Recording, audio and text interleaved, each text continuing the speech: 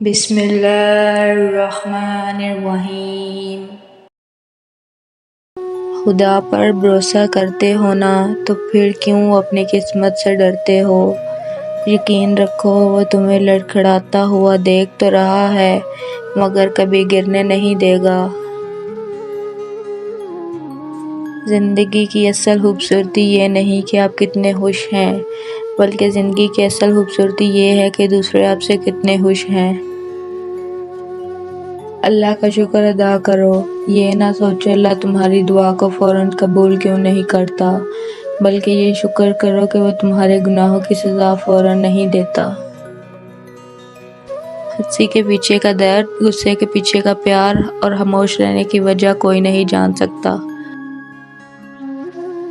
انسان جب زندگی کے امتحانوں سے گزر کر پتھر ہو جاتا ہے تو کوئی دل دکھا بھی دے تو برا نہیں لگتا۔ حضرت علی نے فرمایا، جو ذات رات کو درختوں پر بیٹھے پرندوں کو نیند میں گرنے نہیں دیتی، وہ ذات انسان کو کیسے بے یار و مددگار چھوڑ سکتی ہے۔ اپنے رب سے اپنی خطاؤں کی معافی مانگتے رہا کرو، کیونکہ زندگی موقع کم اور دھوکہ زیادہ دیتی ہے۔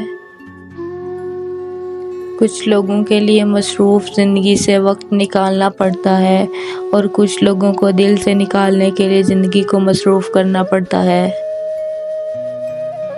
اگر دیر کا مطلب انکار ہوتا تو اللہ 40 سال کے بعد حضرت یعقوب علیہ السلام کو حضرت یوسف علیہ السلام سے نہ ملاتا۔ بندگی کا طریقہ پرندوں سے سیکھیں، جن کے گھونسلے طوفانی راتوں میں تباہ ہو جاتے ہیں، لیکن وہ صبح اٹھتے ہی شکایتوں کی بجائے اللہ کی حمد و ثنا میں مصروف ہو جاتے ہیں۔ جمع کر دی گئی دولت کبھی ساتھ نہیں جاتی۔ دولت کمانے کے لیے اگر گناہ کیے ہیں تو وہ ساتھ ضرور جاتے ہیں۔